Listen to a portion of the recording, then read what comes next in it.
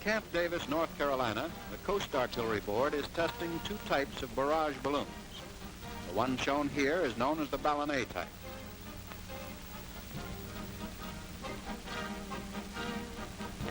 This one is called the dilatable type. It maintains its shape and pressure on the gas by means of an internal elastic rigging.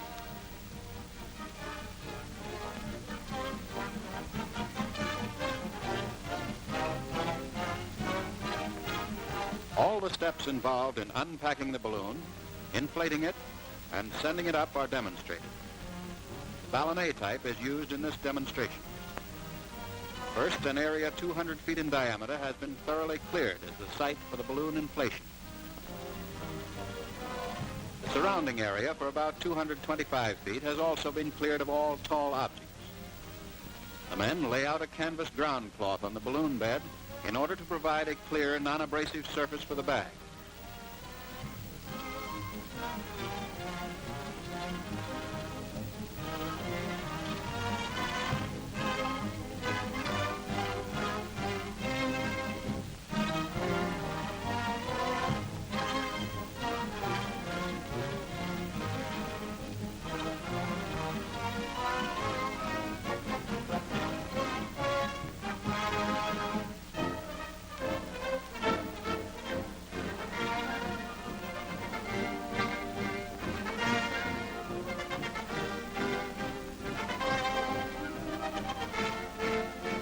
The entire balloon is transported in this compact wooden box.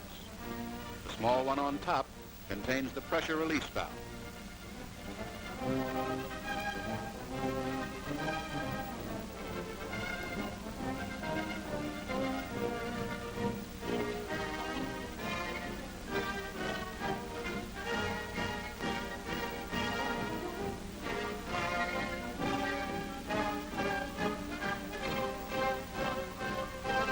The box is brought to the edge of the ground cloth.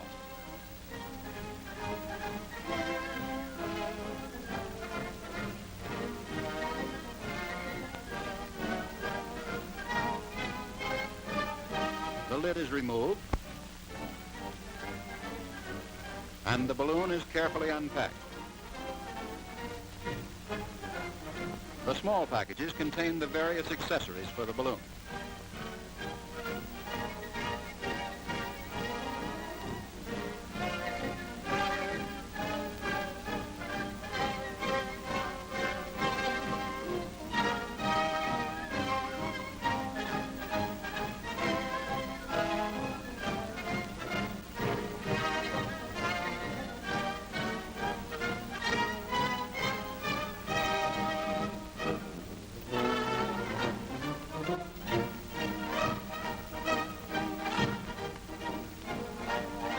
Extreme care must be observed in handling the bag in order to prevent scratches or tears.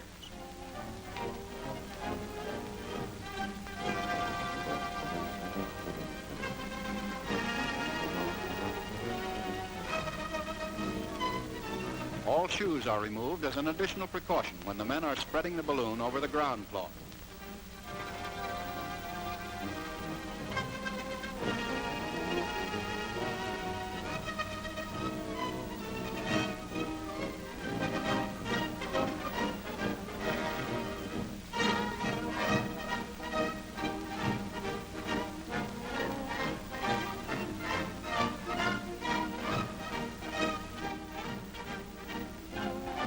After all accessories and valves have been installed, one end of the inflation tube is fastened to the appendix.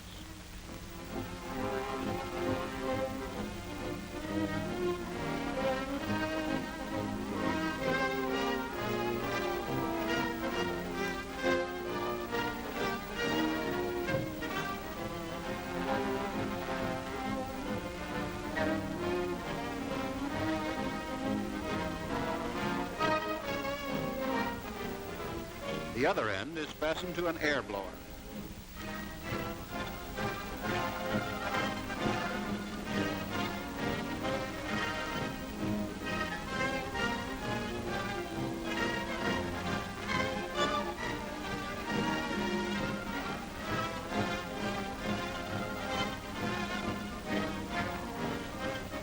The envelope is inflated to about 2/3 its full capacity.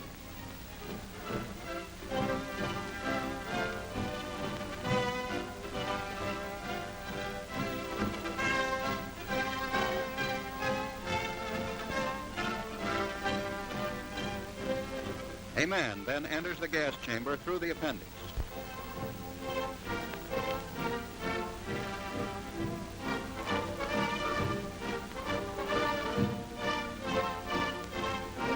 He takes an inspection lamp with him to check the internal rigging and examine the envelope for leaks.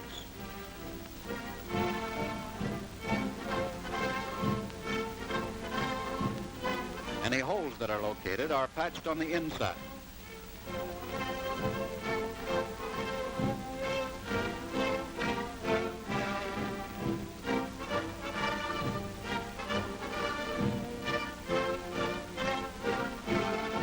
In the meantime, the cylinders of helium gas which will be used in this demonstration are being prepared for the inflation.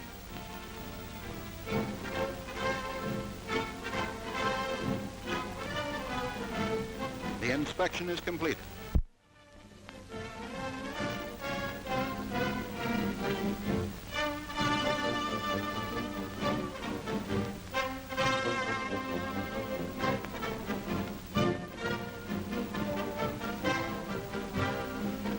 The air is then forced out through the appendix in this manner, after which the bag is then spread back once more over the ground cloth.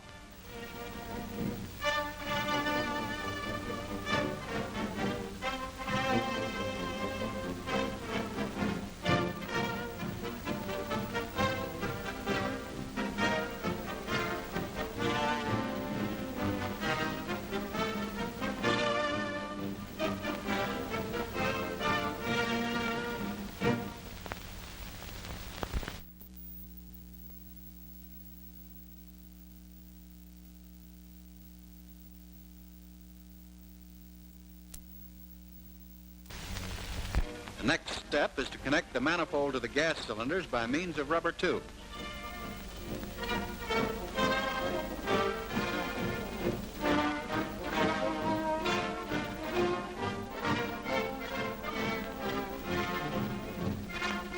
One end of the inflation tube is fastened to the manifold.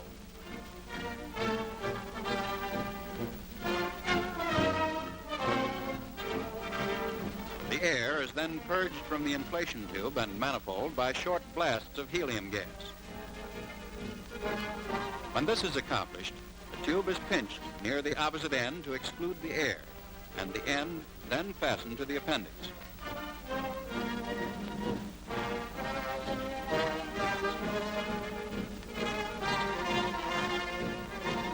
Everything is now in readiness for the introduction of helium into the envelope.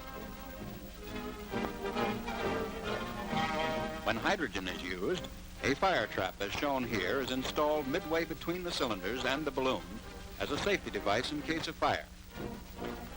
The cylinder valves are then opened.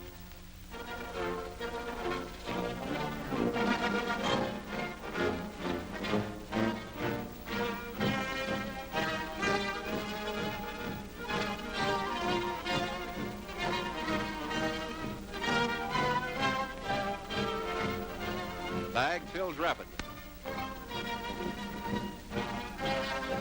A row of sandbags is placed about 1/3 back from the nose to control the gas as it enters the balloon.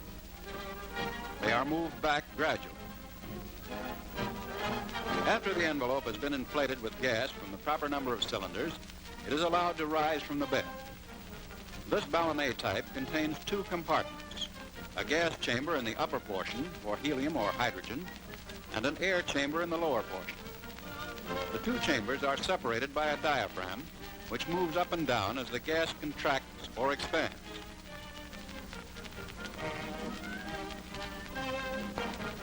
At this stage, the air scoop for the rudder is installed.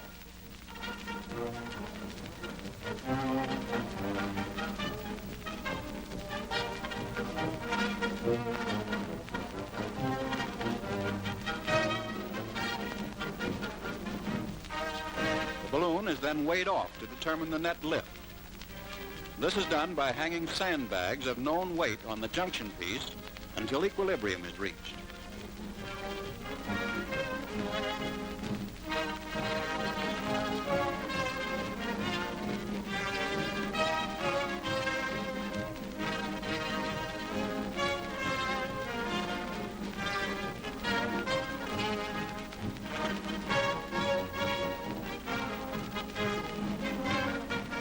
The balloon is then moved to the winch that will be used in raising it.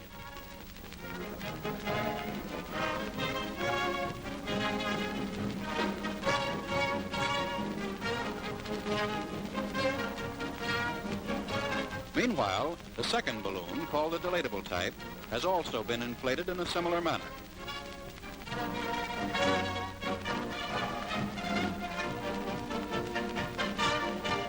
Returning once again to the first balloon, the sandbags are removed from the junction piece, which is attached to the cable. The ripcord is also attached to the cable below the safety device.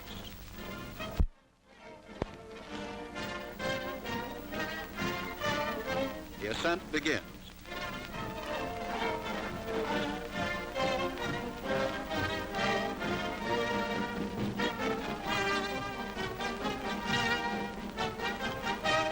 The balloon is allowed to rise by paying out the cable from the winch until the desired altitude is reached.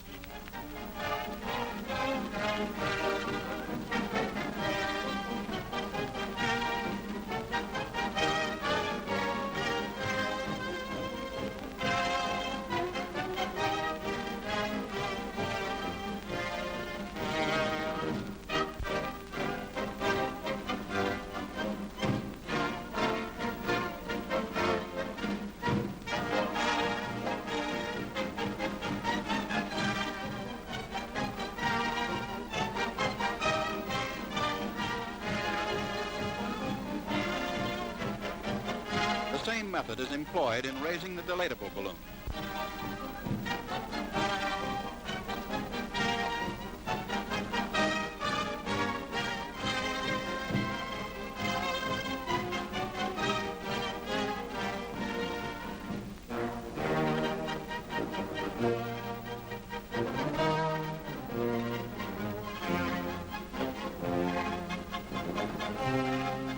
Both balloons are held in place by the single cable from the winch to the junction piece. This cable provides the hazard for enemy airplanes.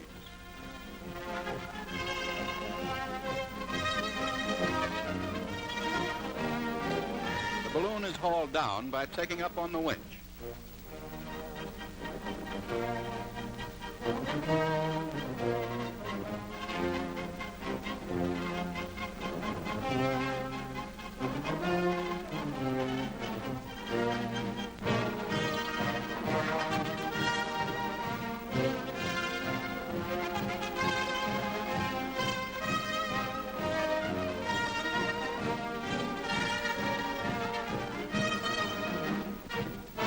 The cable is removed from the junction piece, and the crew maneuvers the balloon back to the balloon bed.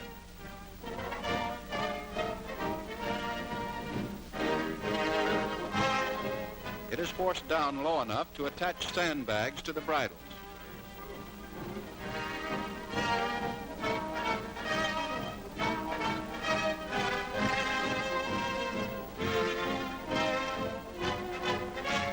The maneuvering lines are securely fastened to screw pickets, and the rigging band is attached to the ground rigging.